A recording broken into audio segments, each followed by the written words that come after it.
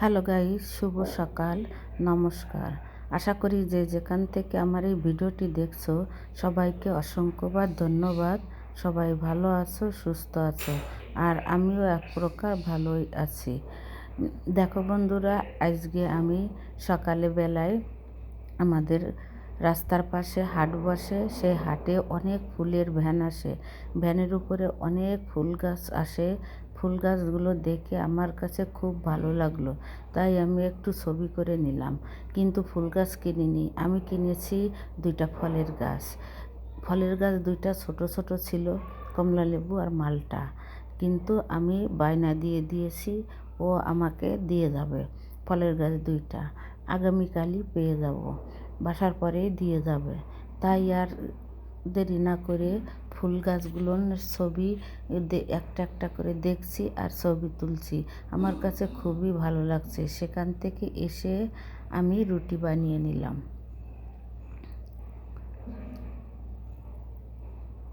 সকালের নাস্তায় রুটি ভাজি আর তোমাদের দেখালাম না, রুটিটাই দেখিয়ে দিলাম। বন্ধুরা দেখো, আমি রুটি ভালো বানাতে পারি না, তারপরেও যেটুক পারি সেটুক আমি বানিয়ে নিয়েছি। দেখো বন্ধুরা, কয়েকটা রুটি বানিয়ে নিয়েছি। এবার বাজার নিয়ে এসেছে আমার হাজব্যান্ড। বাজারগুলো এত সুন্দর হয়েছে, দেখো বন্ধুরা, বাজারগুলো অনেক সুন্দর।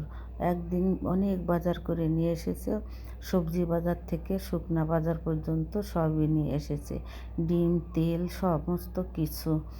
যাই হোক বন্ধুরা, দেখো তোমাদের আমি কিছু দেখাচ্ছি। এই যে দেখো বন্ধুরা, নিয়ে এসেছে এখানের মধ্যে চিনি। চিনিটা আমি কৌটায় ঢেলে নিচ্ছি।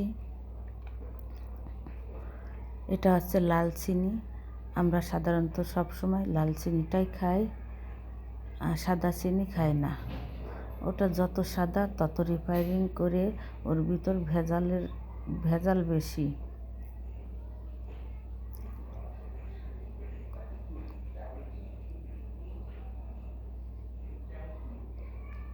এক কেজি চিনিতে এক কৌটা হয়ে যায়। দেখো কত সুন্দর চিনি। এই চিনিটা অনেক সুন্দর, একবারে মিল থেকে নিয়ে আসে ওরা এভাবে। আর এই যে লবণটা কাটছি, লবণ আবার কৌটায় বের হয়েছে, এসিআই কোম্পানি বের করেছে। এটার মুখটাও সিল করা আছে, আমি মুখটা কেটে খুলে নিলাম। এবার আমি ডালটা কেটে একটা কৌটায় রেখে দেব। এই যে কৌটাটায় আমি ডাল রেখে দেব।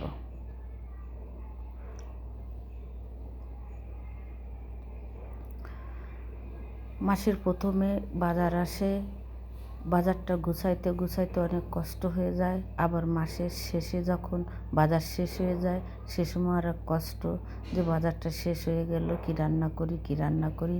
সব সময় মনের মধ্যে একটা খুঁতখুত করে। তাই মাসের প্রথমে আমাদের বাজারটা করে নিয়ে এসেছে। দেখো বন্ধুরা, তোমাদের মাঝে আমি শেয়ার করছি। আর এটা হচ্ছে মুগ ডাল কিছু আছে গত মাসের। আর আবার 1 কেজি মুগ ডাল নিয়ে এসেছে। মুগ ডালটা আমি ঢেলে নিচ্ছি।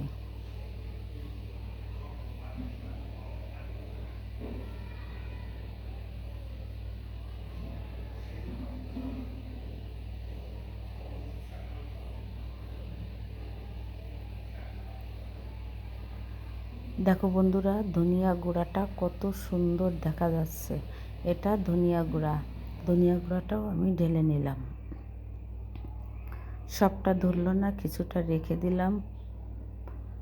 আর এই যে নিয়ে এসেছে মিষ্টি কুমড়ার ফুল।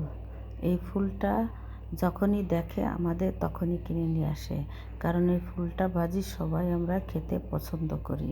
মিষ্টি কুমড়ার ফুল যদি সমস্ত একটু অল্প অল্প করে মশলা দিয়ে চালের গুঁড়ো অথবা বেসন মিলাই ভাজি করা হয়, খেতে খুবই সুস্বাদু হয়, খুব মচমচা, এবং সাদা ভাতের সঙ্গে খুব ভালো খাওয়া যায়।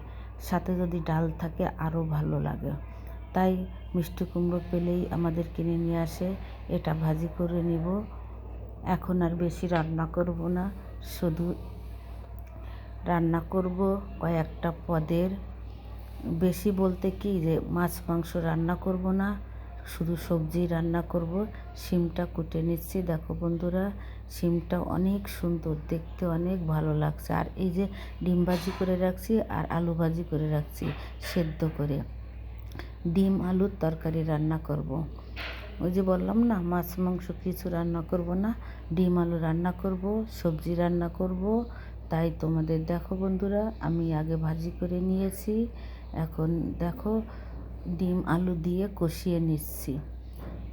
ডিম আলু এইভাবে রান্না করলে খেতে খুবই সুস্বাদু হয়, অনেক মজা।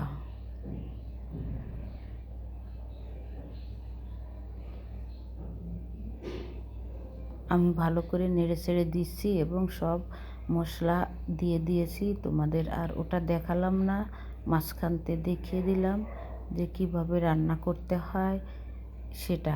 তোমরা নিশ্চয়ই ভালো পারো আমার থেকে, কারণ আমি যেটুক পারি সেইটুকুই তোমাদের মাঝে শেয়ার করছি।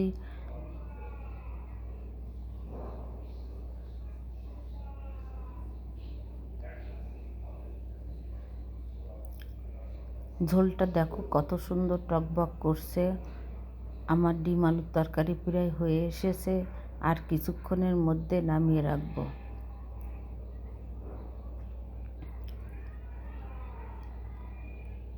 আজকে মাছ মাংস রান্না করব না, আজকে শুধু ডিমের তরকারি আর শাক সবজি রান্না করব।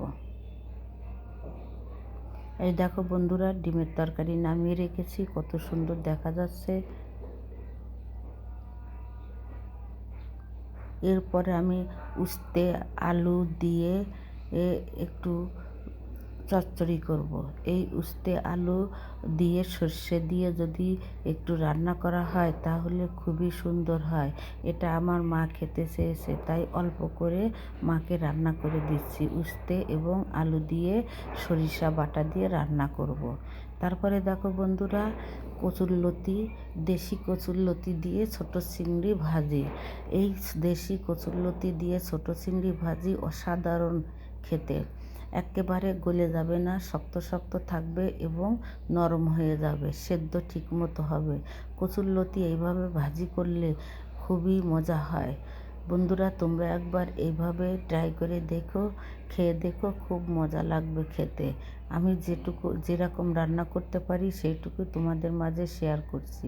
আর একটা চুলায় আমি তেল দিয়ে তাতে কিছু পরিমাণ পেঁয়াজ কুচি আর রসুন কুচি দিয়ে দিয়েছি। এই পেঁয়াজ আর রসুন কুচি দিয়ে একটু ভালো লাল লাল হলেই তার মধ্যে দিয়ে দিয়েছি পাঁচমিশালি শাক। পাঁচমিশালি শাক বাজার থেকে কিনে এনেছিল। এই পাঁচমিশালি শাক এইভাবে ভাজি করলে খুবই সুন্দর হয়।